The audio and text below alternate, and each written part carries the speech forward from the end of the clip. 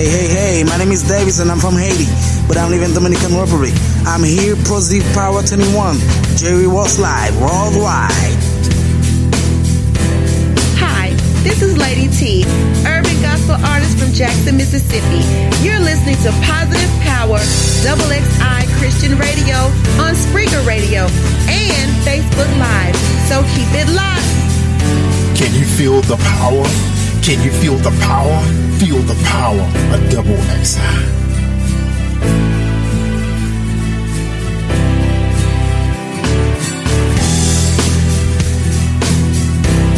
All right, everybody. Thank you for tuning in. We're just waiting for Paula G to join us. Yes, it's Paula G. No, that's not Paula G. That's Dr. Kelly. All right. What we got? This Tiffany or is Paula G?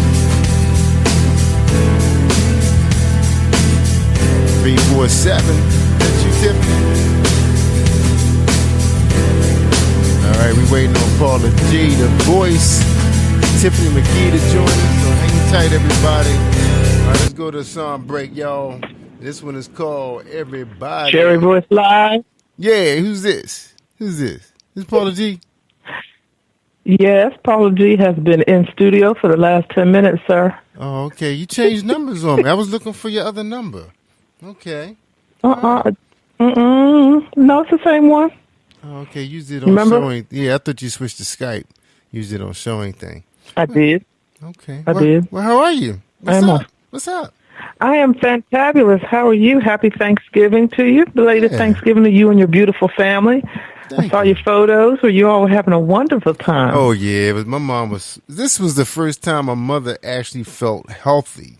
Because last year she didn't do Thanksgiving because she had problems. But I told you she had some plumbing issues with their septic system. And they had to get a new one. And it took from that time period all the way now for them to complete it right before Thanksgiving. And wow, I had to ride out there to check it out last week, and everything looked good with the landscaping. Mm-hmm. So of course we got to get another landscaper to come in and make it look nice and pretty, But she's really happy. She overdid herself. I mean, we had so much food; it was crazy. But, she was excited. She had her baby and her baby's babies with her. Yeah, so she was happy. Yeah. Plus, my sister bought a date. How old is she? And my sister bought a date too. My mom, she's in her 70s. Well, yeah, my mom's just in her 70s. Yeah. See, she looks forward to that. Having the family in the house. That's right. So your sister bought a date, huh? Your sister brought a date? Sister bought a date. Yeah. Okay. Well, nice. Yeah, that was exciting. Well, that's good. So she's got a new friend in her life. Yeah, it was fun. It was a nice guy too. We got a chance. He was asking us a lot of questions about how this internet stuff work and how you get into TV and the movies. And I heard he's quite a mechanic. He actually built race cars. He's an engineer. So it was exciting to meet somebody very intelligent like that. And it turned out that he actually went to school with my wife. She kept telling me, he does look familiar. And I meant to tell her today that my sister said, oh, yeah, y'all went to school together. You just probably look a little different. Small world. Yeah. Look a little different. Well, people get a little heavier, and a little taller, because that was middle school. Heavier and taller. Yeah. You get taller, okay. Yeah, that's true. Cause middle school, I was bony when I was in middle school. I was like a twig, And my sister actually was looking at my picture that one of my friends sent us when we was, we had a DJ group, and she kept saying, "Well, who's that guy right there next to so and so?" I was like, "What guy are you talking about?" She hit me back again. I said, "That's your brother." She was crazy. I said, "You crazy?" So she didn't recognize you. Yeah, long time since you've seen those pictures. When we were in high school. But look like we got Tiffany on. Let's see how she sounds because she had to dial in through my system. Tiffany McGee, Miss Tiffany, what's up? Hi. There she go. Hey, Tiffany. How's it going? Oh, wonderful. How are you, love? I'm doing well. Good. Had a beautiful Thanksgiving, I pray. Absolutely. I absolutely did. I had a chance to visit with some family and It was nice and quiet sometimes, and it was good though. Overall, it was great. That's awesome. Great Thanksgiving. That's good. A lot to be thankful for. Before you guys get started with y'all chat, Thanksgiving every day. Oh yeah, that's it. That's right. Cook it up. That's right. Before we get started, I just want to let everybody know this is award-winning Christian hip hop, TV, radio, everything. Tiffany is so multi-talented. She's actually appeared in on Empire. I think she did about 2-3 episodes of that. She was on Greenleaf. She had an awesome 2017 and 2018 year. She's going to tell you guys all about it. So I'm going to get out of here. You guys go ahead and do your thing and have a great show. Batman's out. All right. All right. Good night. Well, we always appreciate our producer, Batman, and Late Night Radio and all he does with Positive Power 21 and Positive Power 21 family. And shouts out to Next Man Up, the gentlemen, men of God that just came before us. Just a powerful, powerful program. Pastor Kelly was on it, and as well as the other gentlemen. So we thank them so very much for their covering. We always say they cover us right before our show, but I am so excited. Yes, I'm so excited this evening to have my guest, multi-award-winning songwriter, music artist. She's a model, actress. She's an author, motivational speaker, and we're going to try to get a little bit of everything in the time that we have. Tiffany, once again, welcome so much. Welcome to Late Night Radio with Jerry Royce Live and Paula G. And share with us a little bit about what this past year has been like for you and what you have been thankful for this past year. What has occurred that you are thankful for this past year? I am thankful for God being who He is and showing Himself mighty and strong in my life, in the lives of so many of my friends and my family and of the younger generation. That's what I'm thankful for most, is because now people are seeing that. I'm from Jackson, Mississippi, which is in the Deep South, and Deep South. You can. Did you hear that in my voice? So we're in the deep South, right? And everybody, Mississippi kind of gets a bad rap sometimes when it comes down to, in comparison to the other 49 states, right? Mississippi's always number 50 or 49 or something. And so now, though, Mississippi has. And Jackson has, which is the capital city, has some great things to be proud of. And, we're on the rise. And so Mississippi is I want to say prophetically, because Mississippi is a prophetic state, that Mississippi is on the rise. And Jackson in Mississippi is the birthplace of American music. So you have so many great people who have come out of Mississippi, and great music artists and everything that have come out of Mississippi, and they have went on to do so well in the music industry and in life and in business. Well, I'm still here in Jackson, yet God is birthing out a new thing in me and in so many other talented residents and natives of Jackson, Mississippi. And so we're excited. We're excited because now, I used to be a secular rapper years ago when I was a teenager and in my young adult years, and God turned that thing around after I suffered some injuries from a very bad car accident that I was in, and ended up in the hospital for 3 days in a coma and, in the intensive care unit with a very dismal prognosis and diagnosis from the doctors. Well, lo and behold, flash forward years later, God called me into ministry and gave me the revelation of gospel rap, using that message along with rap music or with hip-hop. And hence, that is how I became the Christian hip-hop artist that I am, is because God called me into it. It wasn't something that I had been exposed to before. I did not know that it existed. And I can say now that 5 years later, since I answered the call and told God yes, that I am Mississippi's first multi-award winning Christian hip-hop artist. And I've been awarded over 25 times across the United States for, various things, including music and modeling and beauty and motivational speaking. I've also written a children's book, and it's called Hippos Downtown. And so I'm doing a whole lot, as you heard Jerry Royce say, before. I've made some appearances. It wasn't Greenleaf. Actually, it was Clean Sugar, which is one of Uncle productions along with Greenleaf. Also Empire. I played Shine's baby's mother on Empire. So I have lots of things to be thankful for. My album, which is entitled "I Ain't Preaching to the Choir," it has been Grammy considered this year. It was considered last year. The single was, and now the album is out. And also, I made the first round ballot for the Stellar Awards. So we will see in December if we got those official nominations. Wow. So everything is not number 50 about Mississippi anymore. It's number one. It's okay. A little number one now, baby. Mississippi. A little girl from Jackson, Mississippi. Well, you know, it's such a beautiful thing to hear, you know, you share with such confidence and with such energy, you know, all of the things that are going on with you, because I think sometimes we as women, we tend to lose ourselves and lose our own identity in the roles that we play, you know, wife, mother, daughter, you know, employee, you know, all of these different roles that sometimes tend to draw us away from the God-given gifts that we have been given. So it's such a beautiful thing to, you know, hear you share all of the wonderful, you know, things that you are doing and will continue to do for, you know, the glory of God and His kingdom.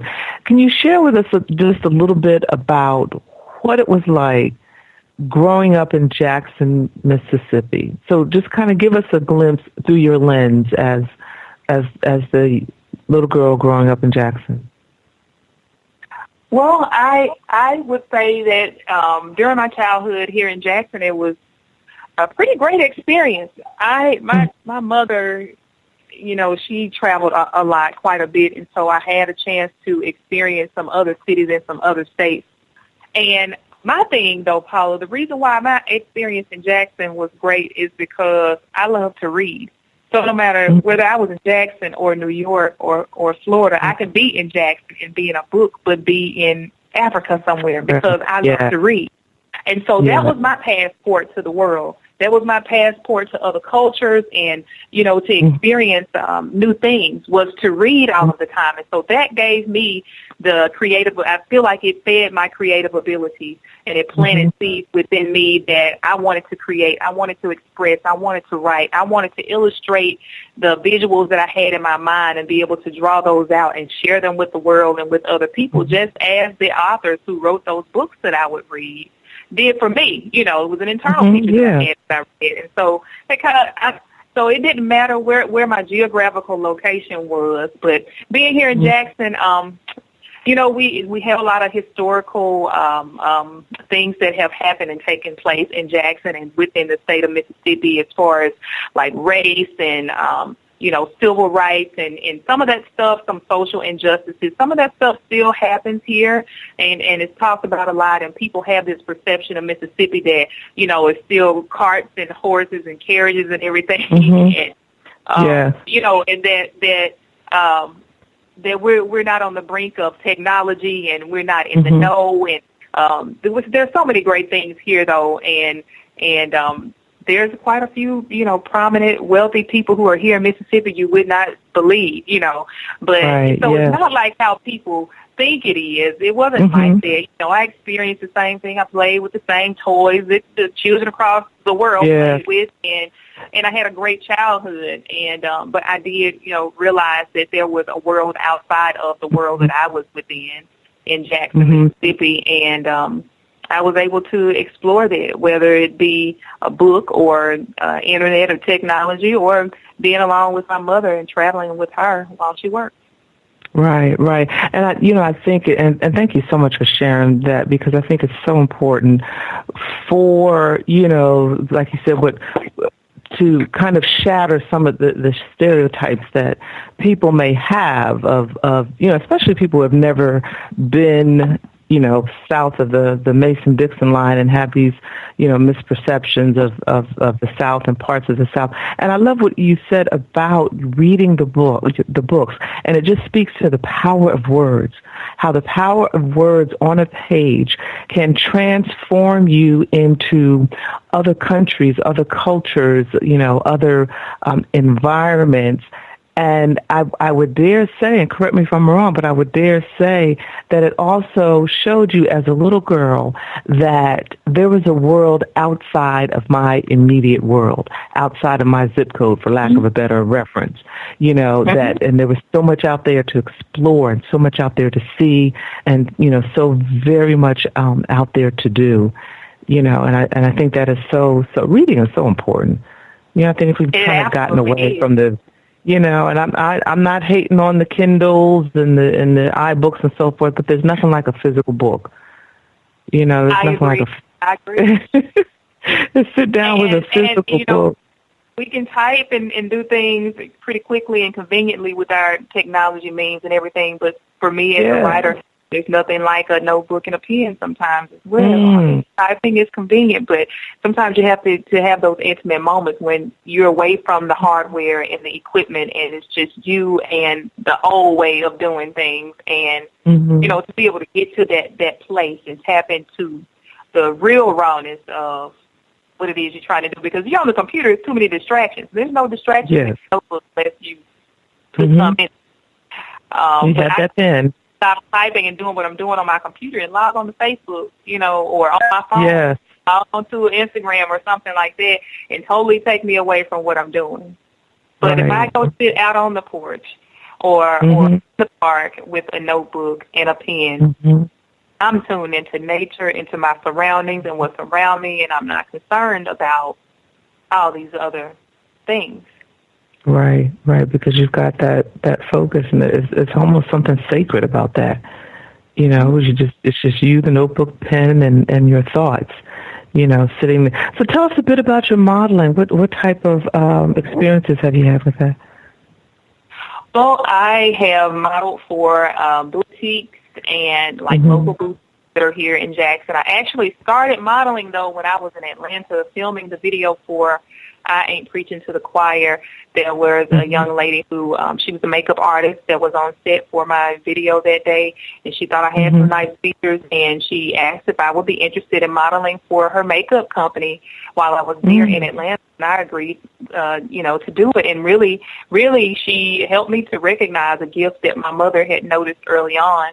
I remember when I was younger, maybe about 3 or 4 years old, anywhere between the ages of 3 and 7, my mom would literally, change my outfit 3 or 4 times a day, take me outside to various spots or in the house, and she would take pictures of me. And I went through this phase, Paula, where I was like, I don't want to dress up like this anymore, and, I'm just going to wear me some comfortable jeans and some tennis shoes and a jacket. T-shirt. I can hide my shape and, all of that stuff. And I went through that phase, as a teenager, but then when she asked me if I could model for her company while I was there, and I did it, I really connected, and I was like, okay. I didn't even think about my roots or what my mom used to do at that time.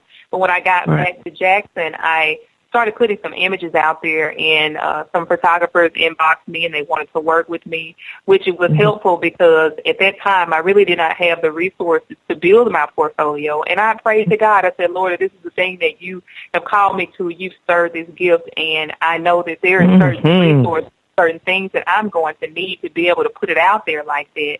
I need for you to make a way for this to happen. And so when the photographers reached out and they were like, hey, if we can use these images to promote our photography services, you can use them as a part of your portfolio. And so we made a fair, even exchange, right? And that's how I built my portfolio. And I got connected to a couple of fashion shows and owners of boutiques and designers, and they were interested in working with me and having me as a feature model for their company, and they would pay for the photographer or what have you, and then they would provide the clothes, and so they would release the images to me and use them to promote, their clothing or whatever. So and that's how we worked that out. Yes, yes. And and that's how and I'm so glad you said that, because that's how sometimes we get these ideas of things that we want to do, and it turns out sometimes that it's not what God has destined for us to do. But as you said, God, if this is a path that you want me to take, then essentially, open these doors, make a way, provide, and that's what He did, which was confirmation for you that this was a direction that He had wanted you to go in, to use yet another gift that you have, as well. Just tapping into all of these gifts, just tapping into all of these gifts that, God has given us is a beautiful journey, when you feel it. So good. While I was working with one of the photographers here in Jackson named Mitch Davis, Mitch is the one who, just like the makeup artist, recognized my features and said, I know you're doing the music and the modeling. Have you thought about acting? He said, I'm going to send you some instructions and you follow them and see what happens. And I did. And after I submitted 2 hours, it wasn't even 2 hours later, I got a call from the casting agency for Queen Sugar. And that's how it happened. That's how that happened. And I was so shocked over in the summer that I got a call from one of the staff members from Dr. Bobby Jones Presents. And they wanted to know if I was interested in becoming the first female Christian hip-hop artist to come on to the show. They had never had a female. They had all male. And they saw my video online. And so many things have manifested from me posting that video. Yes. But they saw the video online and invited me to come out. So we made history, with that. It's amazing. So on your way to being an author, a door opens, and then on your way to going through that particular door, another door opens, and then on your way to going through, and it's just like a chain, almost like a chain reaction. Absolutely. One after another. I've said it myself. I say it seems that every time I walk through one door, two more doors open, and when I walk through those doors, two more doors open. But see, the key here is you started out with that prayer of, God, if this is the direction that you want me to go in, and these doors are opening because they were meant to open for you, because you're walking in the right path. You're being obedient. You're walking in the right path, and that is the key. Being led and guided and directed and walking in the right path, so that those right doors, were open, and one leads to another, and they all intertwine to make you who you are, to make you who you are today. What do you see for yourself in Jerry, how are we doing on time? We okay? Yeah, I just wanted to say something real quick about Tiffany. One thing, Tiffany is a good listener, too, and she's not afraid to ask questions. I know she made some real big phone calls, and she asked questions, and they told her she had to do 1, 2, 3, and she did it. And look at her now, and that's the key too. You have to make those calls. Sometimes you just can't sit back and think you're going to do it all by yourself. Sometimes you need help from people who's been in the industry or know a lot about the industry, And she wasn't afraid to ask those hard questions. And good for you, Tiffany. Congratulations to you. And then step out in it, because I know there were probably times where you might have been a bit apprehensive or a little bit anxious. But you did, like Joyce Meyer said, you did it afraid, and you kept moving forward. I sure did, and sometimes, the very thing that we pray for, and the times that we pray for, the platform sometimes that we pray for when they come, sometimes you want to turn away and run. It's like, oh my goodness, I can't believe this is happening. What? Like, for instance, when I first wrote my first songs for this album, I Ain't Preaching to the Choir, I have the same notebook. I still have it in my closet back there. And I wrote in the notebook that I wanted to open up for Erica Campbell. And I wrote a couple other things, but I don't want to release them yet, publicly, because I don't want the enemy to try and attack it, But I wrote in my notebook that I would open for Erica Campbell, tour with Erica Campbell, open for Erica Campbell. And so there's a gospel explosion that happened in Jackson on July the 8th of this year. And guess who the headliner was? Erica Campbell. And then guess who the coordinators of the event called about 3 days before the event and was like, Tiffany, can you come and open up the show? And I was like, what? I wrote that. I wrote that back in 2014. You know, it didn't come to pass. There you go. 4 years later. That's right. That's right. You speak it into existence. You speak it into existence, and it may not occur right away, but whenever we speak these things, and we know we're on the right path, and we speak these things, we have to be patient and watch them unfold. Tiffany, we're out of time, but I thank you so very much for joining us here this evening. We're going to stay connected to you and continue to follow you. We wish you many blessings. And just tell us real quickly how the audience can reach out to you. Hey, everybody. You can reach out to me on social media at Official Miss Tiffany. That's OFFICIALMIZTIFFANY. I also have a website. It's www.MsTiffany.com. Ladies and gentlemen, Tiffany Coleman McGee right here on Late Night with Jerry Royce Live and Paula G. We are going to take a song break, and when we come back, on the flip side is the Christian Party Line this evening, be hosted by none other than Miss Patrice Jackson and Chanel Lynn Malloy, and I think Lady Wisdom will hang around for a little bit. Shay Sams is sitting out, taking the night off this evening. So this is Late Night with Jerry Royce Live and Paula G. We'll be back in a few moments.